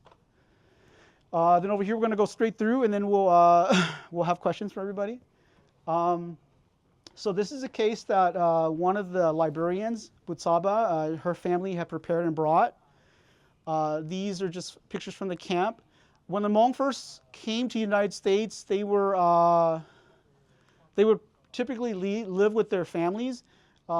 First of all, when they were first coming, it was going to be too hard if a whole bunch of them ended up in one city and they're all on public assistance. And so what the U.S. government did is they picked churches because churches had the infrastructure, and they picked them across the United States so that all the families could be absorbed into smaller communities to lessen the financial impact.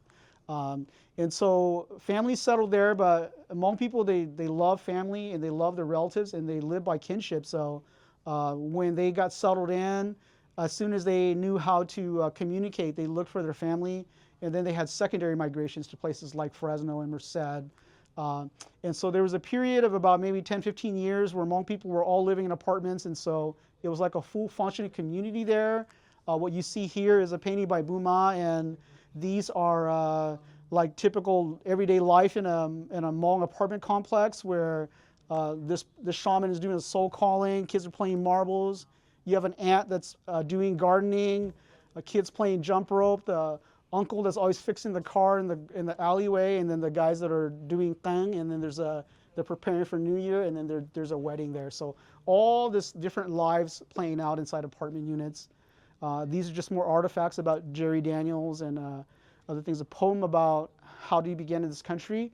This is a really cool painting done by an artist, Veng Peng. He's a Fresno State alumni. Sculpture. Sculpture, yeah. He was here when I was studying here. I graduated here in 1999 with the art degree, but we studied together.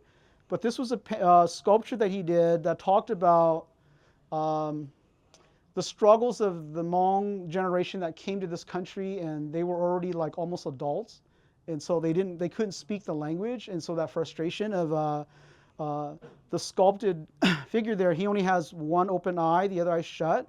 He only has one ear, and half of his lip is sewn because he can only perceive half of what he sees. He can only understand half of what he hears, and he can only communicate half of what he's trying to say. So very symbolic in that way. What you see here is these are key people who headed up the different programs for resettling a lot of the Hmong.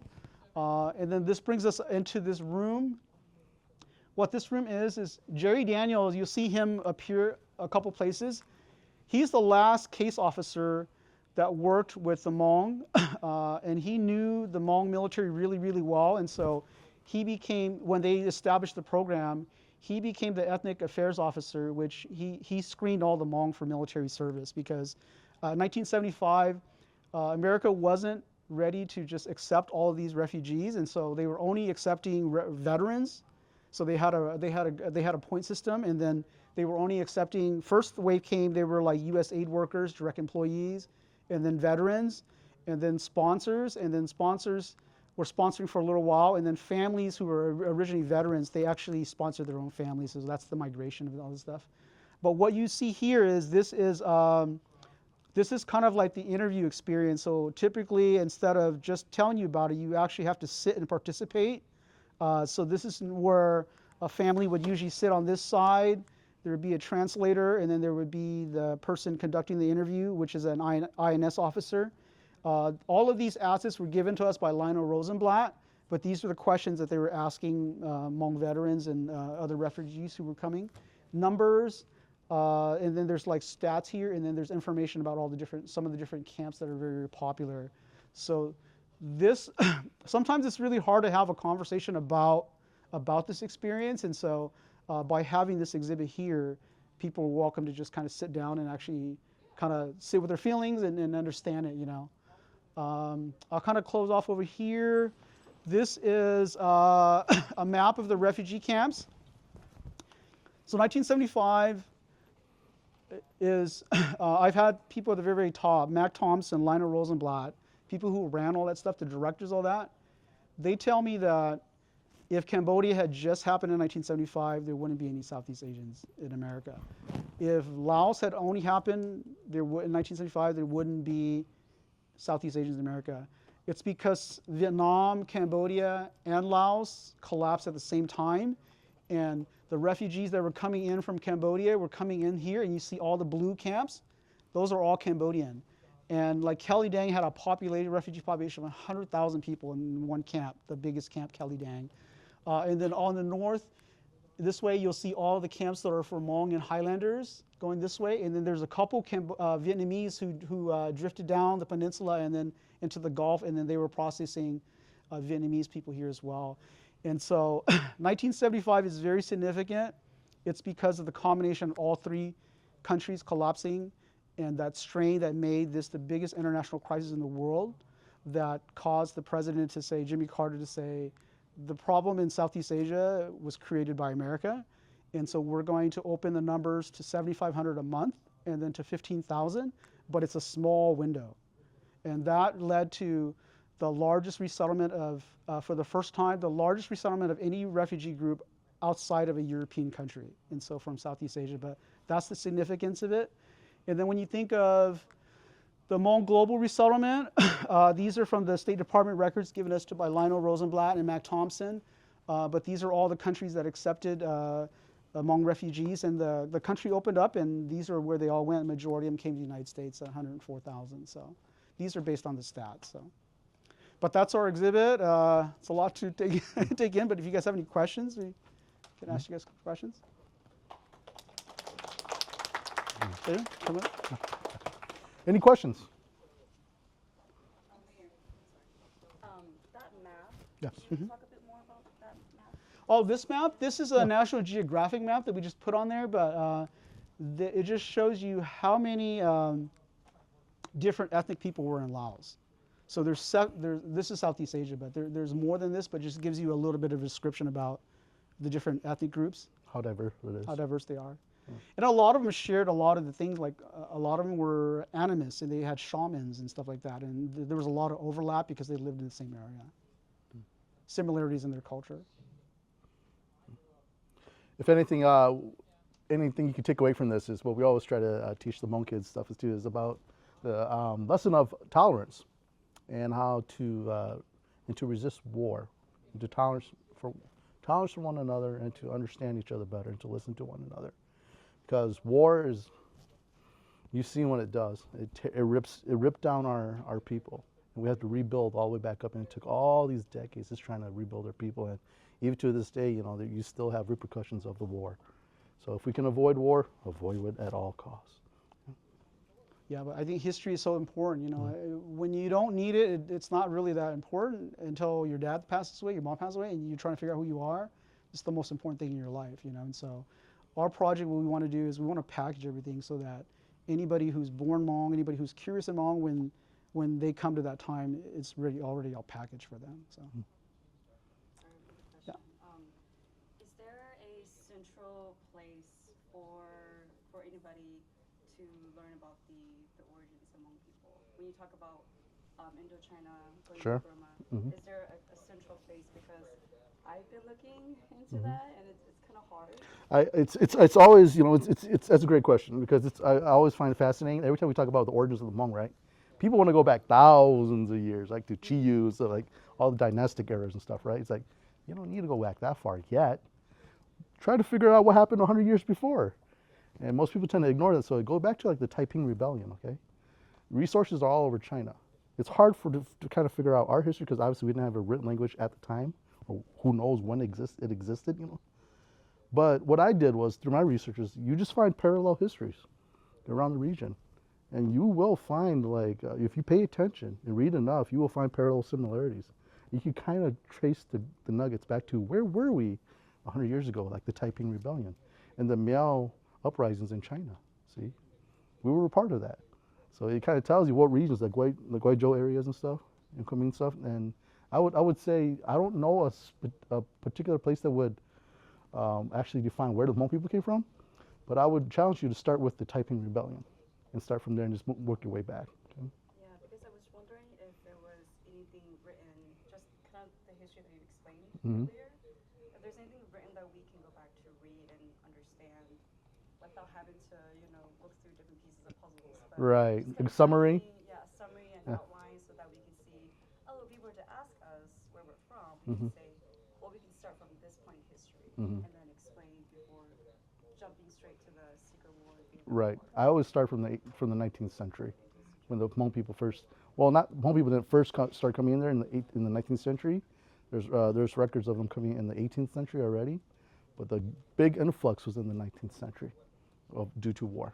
Is there any way that we can start a project on that? No, definitely. I mean, we always talk about that. Why do we focus on the Secret War? Because that's where the majority of our assets are from, you know, and we start from there. But we tend to move like we started at the Secret War, and then ended it with Coming to America, right?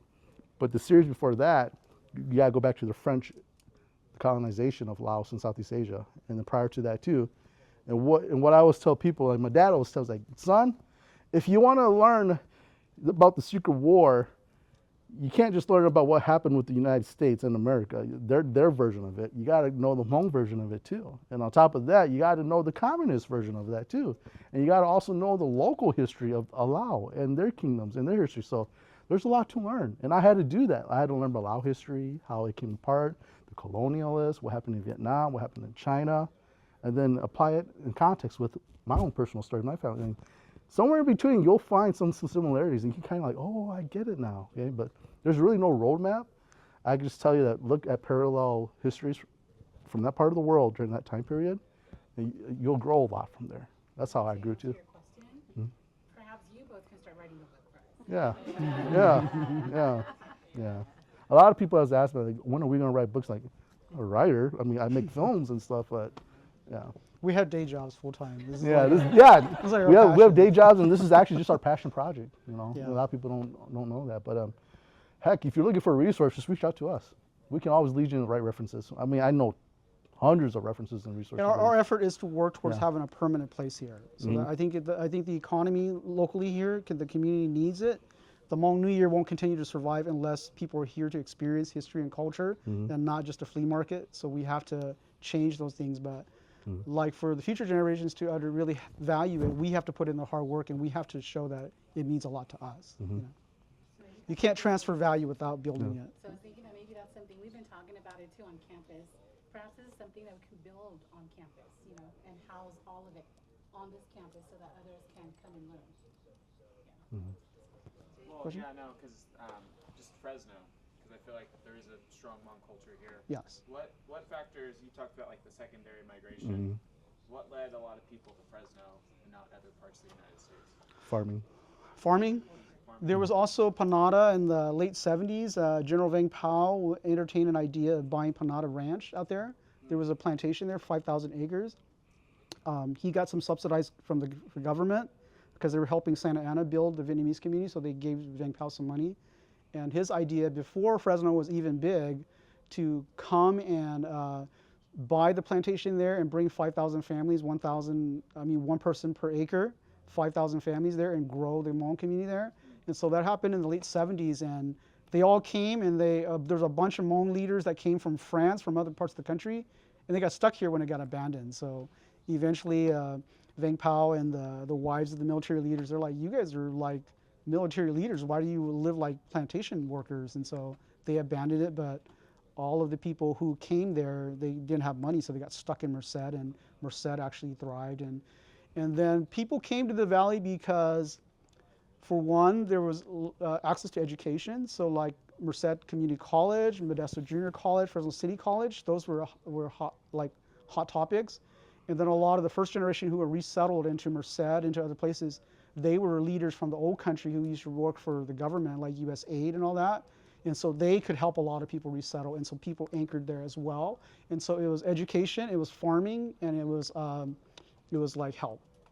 So that kind of drew it in. The climate was really similar to Hmong. And so Hmong people knew how to grow things. And they knew that if they were trying to compete in factories, they didn't have the skill set to really get ahead. So for one generation, they broke their back so that they could give opportunities for the next generation. So, Some questions? I had a question about why Longqing. Why was it the? Why Longqing? Yeah. Why was it picked? Yeah. There's many theories, but one is that that place was already known by previous Hmong leaders from the previous wars, so they knew it was a strategic point. And it was just by coincidence. It wasn't by coincidence. Vang Pao was actually ordered by a Hmong elder to go meet the Americans at Badong, the camp there. So it wasn't by chance. And then when Badong got attacked, they asked a different place to relocate. And just west of there was Longqing, which was by foot about 2 hours away, about an hour away. And then that's how they discovered it. But a particular Hmong person by the name of Hmong Ningpong, Mayor Ningpong, he was also a captain during the Japanese occupation. And he already knew those areas very intimately from the previous war because he was a soldier of those areas. Vang Pao didn't even know that area because he didn't operate out of there. That's what a lot of people don't understand. And it was the elders that came there, and they knew the area, they recommended to the leaders, and that's how they found Longshan. And it's very strategic because it's this, like, goes into this road. There's one way out, one way in, and then there's these two really steep mountains. And so if you're trying to bomb it, if you shot it a little bit short, it wouldn't go over the mountain. If you shot it too hard, it went over the other mountain. So it was really strategic and like keeping everybody safe. There's one way out, one way in, and they could defend it. So that was also a reason why they picked it. I have a question. So how would you both maybe advise folks who works in education, for example, K-12 higher ed, when we're working with students of different communities, such as the Hmong community, the Lao, the Cambodian, knowing that this was a part of their history that wasn't shared to them, but going through the trauma of their parents, right, living that second generation trauma. How would you support those who are working with students like that? You know, when the Hmong first came into the refugee camps, crossing the river was a nightmare. It's like they only go at night. They only cross at night when everybody's asleep. Sometimes it gets to morning time when they come across, and so it's really kind of a crazy trip. But I think what you need to know about, and then when the Hmong men came into the refugee camps, a lot of them started developing disease of the heart, and they kept dying in their sleep. But it's from all the guilt, the survivor's guilt, all these other different things. But like David said, without tools and mechanisms to kind of like address that, it leads to like people becoming addicted to drugs or addicted to alcohol because they don't have a way of dealing with that inherent trauma, you know, of your parents don't actually have to tell you something. Like their language behavior gives you a lot of anxiety because you almost inherit that trauma, you know. And so I think as teachers, I think being sensitive to the struggle and really understanding that not is this just a Hmong story, but it's all Southeast Asians. They're from this same lived experience, and so I think having a little bit of context there. Although my kids' generation, they're so detached from it that they don't really have any understanding of it. But I think that these little problems will still continue to kind of surface unless we are able to kind of give something to say, hey, that's the root of why you feel this way, you know. I think as a teacher and educator, it's just important to understand the demographics of the students that you're serving. I mean, you don't need to go dive like head deep in there, you know, try to learn everything about it, you know, but at least enough understanding to kind of like represent them in a sense of teaching them, you know, kind of understand like, there's trauma there. So how can I approach, you know, people with trauma? You mentioned the disconnect between the older generations and the new generations. Mm-hmm. So how do we, as those that maybe grew up hearing these stories from our parents, grandparents, mm-hmm. And how do those of the younger generations that are hearing about this for the first time, how do we make sure that we don't forget this history? As you know, as the years, generations go on, Mm-hmm. and the elder generations pass on, how do we make sure we don't forget? How do we make sure that younger generations remember the impact, remember the why of all of this history? Just how do we keep that going? Talk. You know, it doesn't have to be through teaching. It can be through art. It can be just communicating with one another in whatever ways. I think most importantly, learning the language. You know, you don't need to be totally fluent in it, but at least knowing enough that you can still communicate and say, hey, I'm still Hmong, I can still speak the language. One of my good friends, Dr. Tony Vang, you know, when we were interviewing him, he goes, we were talking about what makes you Hmong, right? He goes, it's not about all the religious information that you know about the customs and stuff, you know, that's not what really makes you Hmong. You know, he goes, in my opinion, and I really like this, his answer is, what makes you Hmong is your mannerism. When a person comes to your house, stranger, you invite them in, you ask them, did you eat yet? And when they leave, you know, do you have a place to stay tonight? You know, it's those mannerisms that make you Hmong, you know, and I contemplated that, and I was like, yeah, that's great, you know. But just to answer your question, you know, just keep diving, you know. I mean, it's like, it's almost like a preference. Do your part. What do you want? What do you think fulfills that question at first, you know? What can I do? Maybe it's not teaching others, but I can, if I keep studying, keep reading books, right, and I know more about myself, you're keeping that alive. So long as you know it, you know, you do your job of educating yourself, it'll never die. because you're Hmong and you're keeping alive with information. So we provide all these resources and references for you to study, you know. Take it with a grain of salt, but we challenge you to keep diving, you know. We're not the authority on history, but we've been around it enough to see things that people haven't seen that we want to inform you guys, but we want you to go and dig even more so you can learn more, you know. Like we want, like when it comes to these pictures, and like I tell a lot of our colleagues, why do you hold on to these pictures if you don't release them to the public or to other Hmong people? They're like, oh, I mean, they won't say, but I'm like, they think there's some kind of monetary gain by holding on to these historical artifacts. But the truth is that put it out there. Why? Because each one of us, our stories are different, our experiences are different. They're similar in a sense, but we took different paths just to get here too. And hearing each other's stories, they're all similar in a sense, you know? All the things I told you here, even about my older brother dying from opium and stuff, that's not something that's just to our family. Thousands of babies died like that. So it's important us to share that and heal it. As a new generation, we got to talk. You know, we don't, there's Hmong music, you know, if you like Hmong music, listen to Hmong music. And if you can't speak Hmong, listen to Hmong music and learn to sing, and you're speaking Hmong, right? So there's many ways to go about that, you know. But it is, we do need a permanent place. I think within, if it's lost in our generation, it will never be authentic, you know. And so that's why we work really hard to put all this stuff together. And it's really just keeping it basic. Love, truth, inspire, and connect. Yeah. Go study the history. While the elders are still here, go talk to them and ask questions. That's what I did. I was reading a book in middle school. Like, whoa, I remember my dad telling me about this story. And I would go talk to my dad. My dad would just be like, yeah, of course, I told you that story already. You weren't listening. You know, like, oh yeah, it makes sense now, Dad, you know? So that's how it starts. While the elders are still here, the people that lived through the experience, talk to them, interview them. You don't need a fancy camera like ours, just use your phone. That's all you need. And if you can't have a phone to record them or video, use an audio recorder. Use something, document it. That's how you do it. How do you have those conversations though if there's so much of that trauma and they won't tell you? Well, I don't have a way for you to approach that, but you can use my way. And you know what really helped me? Through our website, what I did was, okay, so you saw how there's like Padong and Pakao and Longchang and all those things right there, in the middle part right there? What they did was there were all these villages throughout northern Laos. So they didn't have the names, they didn't know all the names, so in order for the CIA to actually mark all these locations, because if your village was part of the alliance with Vang Pao, you would get resources. What do I mean by resources? The Air America planes would come over your village and they'd drop rice from the air to your village to feed you because you couldn't farm because of the war. It wasn't safe to go out to the fields. So they created a Lima site map. Lima site meaning the NATO alphabet, LM, landing zone, Lima, LS, Lima site. So you had all these Lima sites, villages that were numbered throughout the country.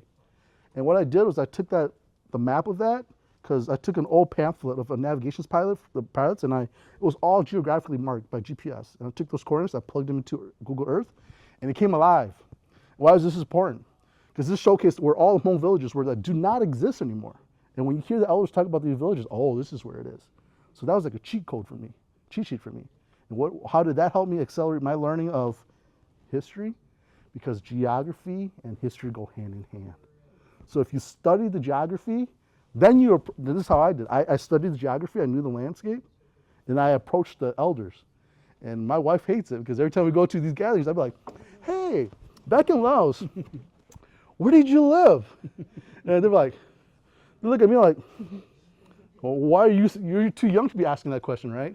Then they'll be like, well, I was born in this village. And if I don't know it, I'll be like, well, what were the major villages around there? Then I'm like, oh, okay, now I know where it is. And then with my personal knowledge, you know, of the terrain, I start asking questions.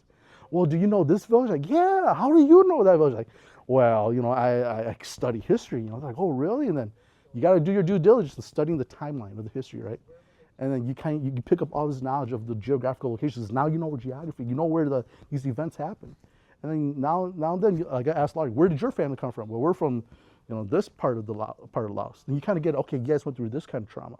And from a Hmong person, you're from the Sam Nui area. I was like, oh man, you guys went through a lot of trauma. I was like, yeah, we're from the Sam Nui area. Oh. so you pick up these little nuances, but study geography. But history gives you the foundation to have conversations. And so like through a lot of our when we interview people, it's really about getting them comfortable to open up about their stories. And the key is history. Like you have to know a little about their area, a little bit of the zone, and then you'll start to see the memories come back. And then when their eyes like jitter a little bit, they just you just turn the camera on, you let them speak. But it's really about taking the history and setting a comfortable place for them that you understand their generation and what they went through, to get them really comfortable, and then they'll start talking about it. So if you want to interview like your aunt or your uncle, like do some research on him from another person, and then have that conversation. Say, I heard about this when you were young, you were doing this, and then they're ready to open up to you.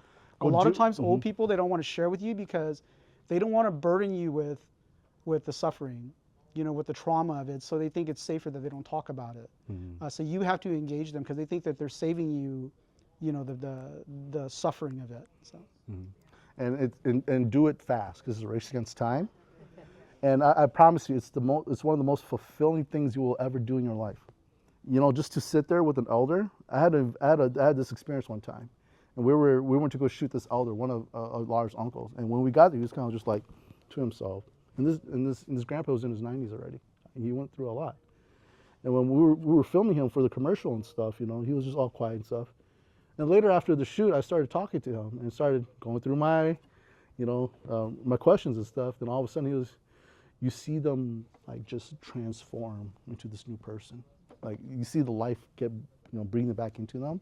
They're like, you know that person? You're from that village? I'm like, you're kind of young though. I'm like, oh no, Grandpa, I'm not from that village, but I know a lot about your village. He's like, really? I'm like, do you know this person? Yeah, I know that person. How do you know that person? And you see somebody that's been so lonely for so long, and all the peers are gone now, and they just feel like nobody can understand or hear them out.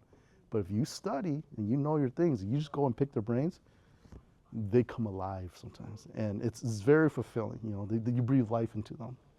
Yeah, something that strengthens yourself. I mean, if you understand your history, nobody can tell you anything. There's a sense of a real strong resilience when you understand your history. It's literally a part of our story is like, it's like telling the elders, we hear you, we see you, we understand you now.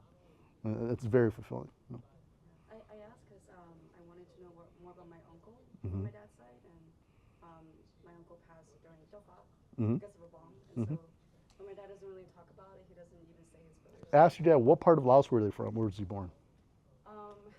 They told me the name, but I don't have it in my head right now. But the village no longer exists. And if you don't know where it is, contact us. I'll tell you where it is. If it's I was going to ask you. I can find it for you. Right, so some more question here, and because of the Sure. Oh, her question was what I had. Okay. How difficult it was. Yeah.